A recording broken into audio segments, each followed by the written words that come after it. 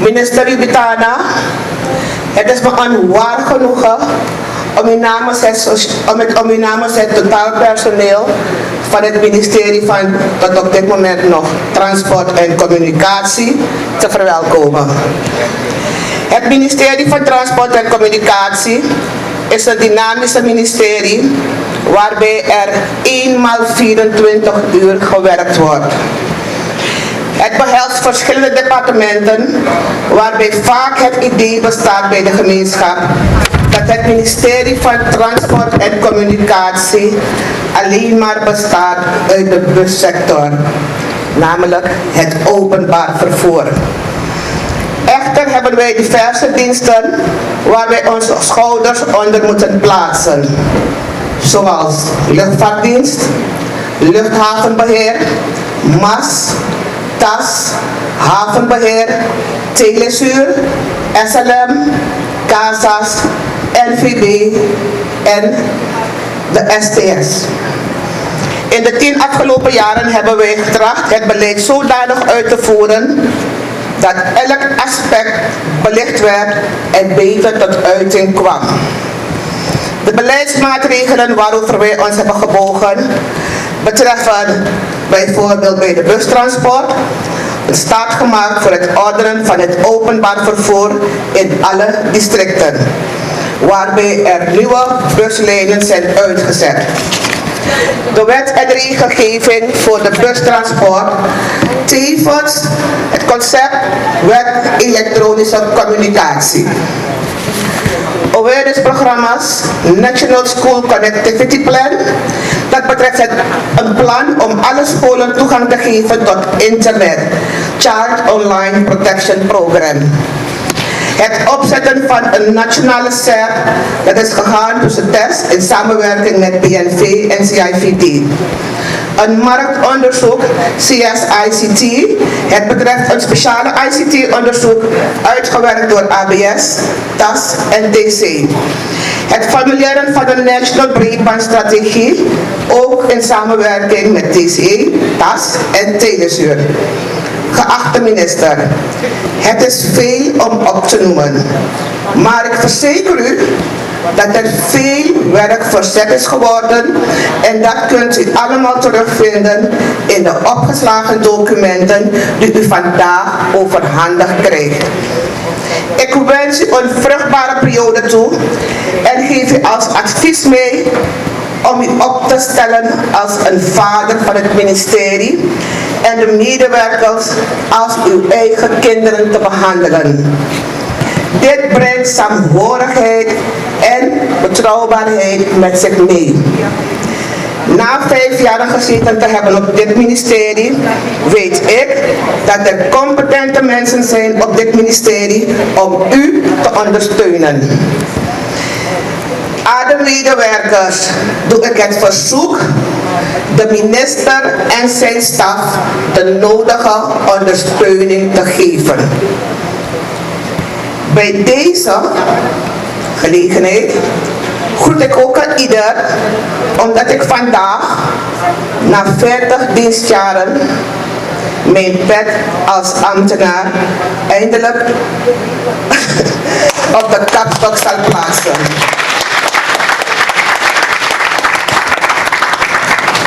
Echter minister, indien u het nodig acht, ben ik bereid om gedurende mijn verlofdagen mij beschikbaar te stellen voor u. Voor de rest wil ik u een prettige dag toewensen en nogmaals minister, namens het ministerie Transport, Communicatie, Toerisme, want ik zie onze toerisme mensen hier en toen ik startte op het ministerie waren we één familie. En ik zie mensen van toerisme, welkom bij Transport en Communicatie. Heel hartelijk bedankt. Ten eerste wil ik namens het heel directoraat onze gewezen minister Stefan Zang heel hartelijk dank zeggen voor de wijze waarop hij ons geleid heeft de afgelopen periode. We voelden ons heel erg gecharmeerd wanneer hij zei de T van Zang is voor toerisme. En dat was heel erg prettig voor ons, omdat wij toen konden ervaren dat we heel dicht bij zijn hart waren. Dank u wel, minister Sang. En zoals u hebt gezegd, uw nummer is ongewijzigd. We zullen dat zeker niet vergeten. Welkom nogmaals, minister Juli. Wij vinden het heel erg fijn dat u de leiding mag hebben over het ministerie van Transport, Communicatie en Toerisme. Zoals de gewezen minister net heeft gezegd, we hopen dat het woord toerisme, transport en communicatie. We snappen natuurlijk het belang van de sector. Toerisme is heel belangrijk voor ons land. Vandaar dat wij u zojuist ook het Nationaal Strategisch Document hebben overhandigd. Het is een heel breed gedragen document. Er hebben tal van mensen hier aan gewerkt en het is ook gepasseerd binnen de RVM. Het wil zeggen, het geniet heel veel draagvlak.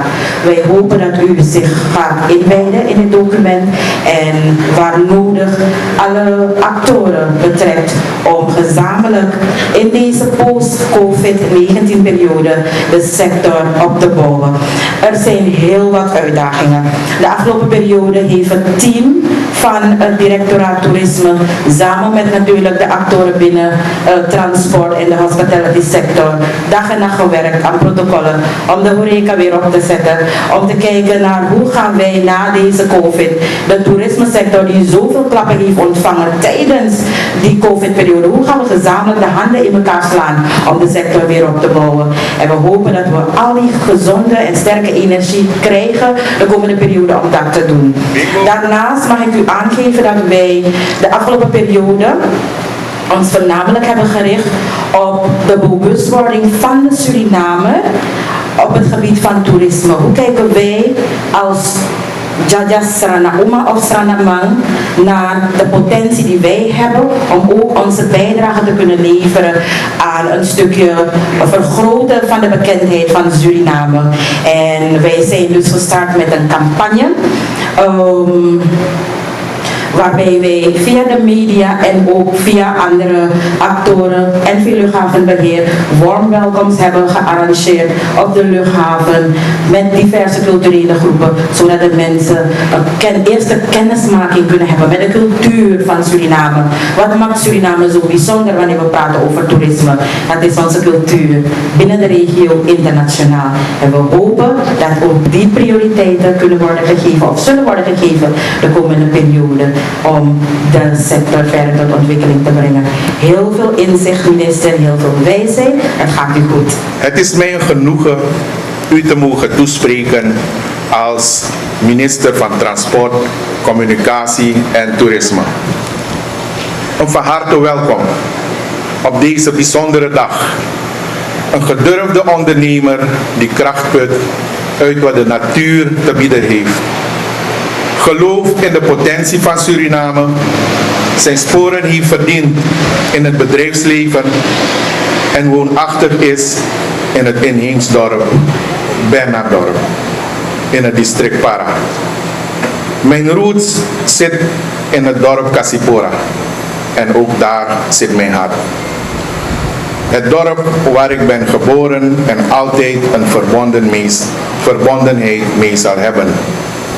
Wie zijn verleden kent, krijgt kracht om naar de toekomst te kijken. Immers, waar wij vandaan komen, heeft veel invloed op waar wij naartoe gaan. Bij het aanvaarden van deze portefeuille heb ik zeer diep moeten nadenken over de uitdaging die mij te wachten staat. Ik heb vanuit het bedrijfsleven de ontwikkelingen van de toerismesector nauwlettend gevolgd en heb ook affiniteit met communicatie en transport.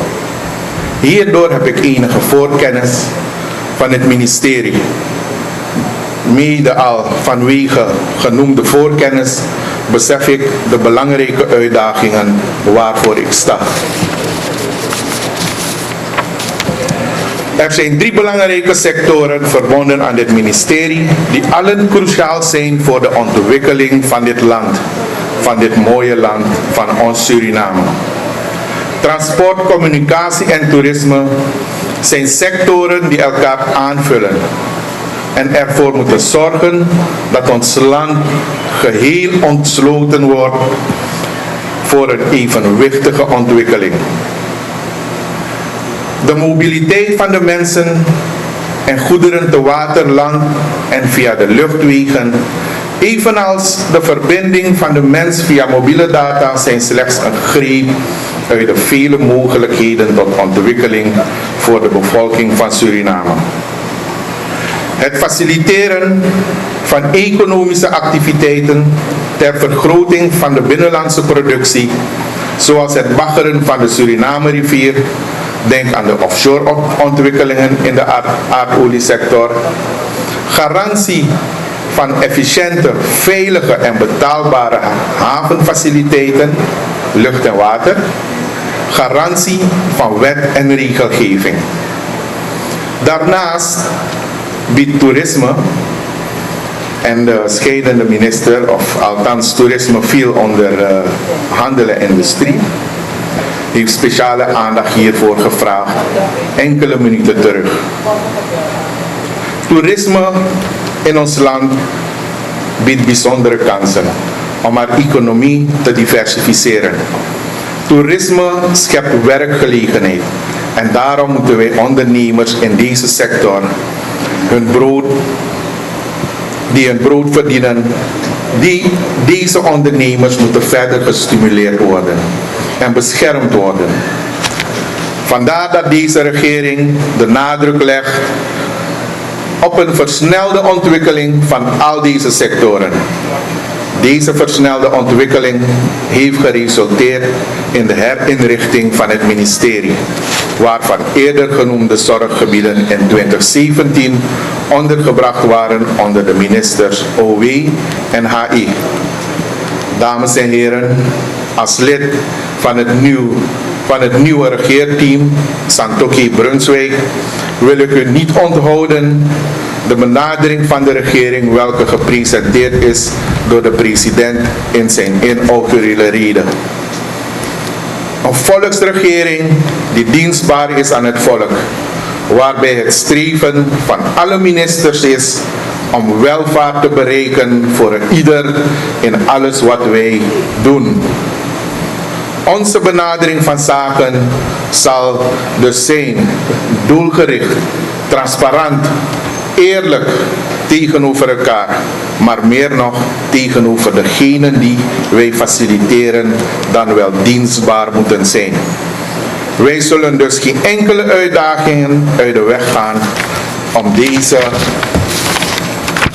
om deze randvoorwaarden te scheppen. De huidige situatie vraagt van ons allen om het pad van zoeken naar oplossingen te bewandelen. Het ministerie zal zich extra inzetten om invulling te geven aan de public-private partnership. Confrontaties aangaan is niet bevorderlijk in deze uitdagende situatie, maar samenwerking. Laten wij beseffen dat deze situatie van ons vraagt om inderdaad naar die oplossingen te zoeken. Gezamenlijk. Laten we gebruik maken van alle kennis en ervaring die het ministerie heeft. Wij weten allemaal intussen dat ons land verkeert in ernstige financiële crisis. Daarboven komt nog een gezondheidscrisis, veroorzaakt door de wereldwijde pandemie COVID-19. Desondanks ben ik als minister ervan overtuigd dat met de inzet van ieder, en in het bijzonder u als personeel, wij tot een nieuwe normalisatie van het dagelijks leven kunnen komen. Enkele uitdagingen die COVID-19 met zich meebrengt voor dit ministerie zijn: op het gebied van transport van personen te land en water zal in nauw overleg met de bushouders en alle relevante actoren de negatieve effecten opgevangen moeten worden. Met het bedrijfsleven zal ook voor het transport, welke van invloed is op de toerismesector, zowel nationaal als internationaal, een inventarisatie worden gemaakt ten einde oplossingsmodellen te vinden. Faciliteiten, randvoorwaarden die telecombedrijven moeten worden aangeboden om afstandsonderwijs mogelijk te maken, moeten in samenspraak met het onderwijsveld verder in kaart worden gebracht. De kinderen, zeker in het binnenland, die ontberen op dit moment enorm aan onderwijs. Dames en heren, denkt u niet dat ik als minister het alleen kan? Dat is ook aan mij daarboven gevraagd. Dat kan immers geen mens. We hebben elkaar nodig. Nodig om resultaten te bereiken. Vandaar dat ik vanaf vandaag teamwork zal prediken. Ook is gisteren gevraagd aan de minister of medegedeeld. Jouw plichten zullen verdubbelen en jouw rechten zullen jullie moeten halveren. Ik zal het deel van jullie rechten, daar zal ik niet aankomen, maar het deel van jullie plichten, daar ga ik ook vragen extra inzet te tonen. Wij vormen allen een keten en de sterkte daarvan hangt af van de zwakste schakel. Eenvoudige administratieve aangelegenheden tot en met ingewikkelde beleidsvraagstukken zullen wij gezamenlijk moeten aanpakken om tot goed aanvaardbare oplossingen te komen. Op deze voor mij zeer belangrijke dag wil ik u allen oproepen om uw bijdrage te blijven leveren ter ontwikkeling van ons geliefd Suriname. Directeuren en toezichthoudende organen, als vertegenwoordigers van de werkarmen van dit ministerie, verwacht ik van u de nodige adviezen.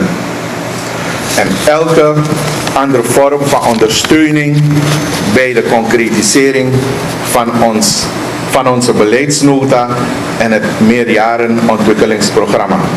Evenals de uitvoering van het regeringsbeleid. Vertegenwoordigers van mediabedrijven, u weet dat de pers maakt en breekt. Ik doe een beroep op u, met het oog op een gezonde samenwerking, dat u het principe van hoor en wederhoor altijd zult toepassen. Ik kijk uit naar een goede samenwerking met u. We hebben met z'n allen een taak te vervullen. Wanneer wij gaan focussen op de minder positieve dingen, zijn we ook verder van huis. Laten we elkaar zeker goede feedback geven en ook de kritische houding zal ik als minister zeker, sta ik daar open voor. Maar nogmaals, laten wij communiceren in wederzijds voordeel en groei van Suriname. Tot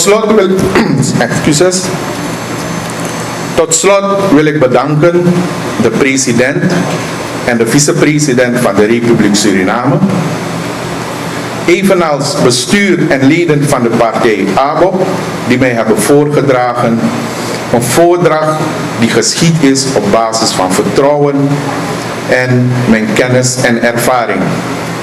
Mijn familie die mij heeft bemoedigd om dit ambt te aanvaarden. U mag weten, het was niet een makkelijk besluit. Degenen die mij kennen, heel goed kennen, toen ik als kleine jongen een foto moest maken, rende ik weg en ik huilde.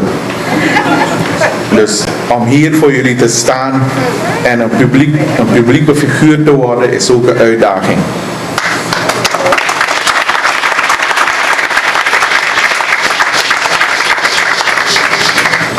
Ondanks het besef dat de komende periode een zware wissel zal trekken op mijn aanwezigheid in familieverband, ben ik ervan overtuigd dat jullie, en ik zeg familie, maar dan weten ieder, familie betekent voor mij iedereen die dicht bij me en ook daarbuiten is of zijn. Ben ik ervan overtuigd dat jullie mij de morele steun zullen geven. Maar ook de nieuwe personeelsleden die ik hier kom, of de personeelsleden die al hier zijn, die ik kom aantreffen als nieuwe minister, ook daaraan wil ik invulling geven.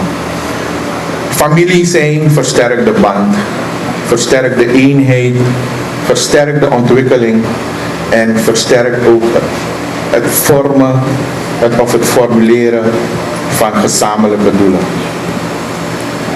Bovenal smeek ik en dank ik de Almachtige, de grote geest zoals wij het in het Indiaans kennen, Adayali en Tamusi, voor wijsheid, gezondheid bij het uitoefenen van dit ambt. Immers, geen enkele regering komt zonder hem tot stand. Ik voel mij verplicht om aan het einde van mijn toespraak de volgende oproep te doen in strijd tegen COVID-19. Neem in acht de volgende maatregel. Reinigt regelmatig uw handen. Houd de afstand van 1,5 tot 2 meter. Bedek uw mond. Ik eindig met de volgende quote. Work hard in silence. Let success make the noise.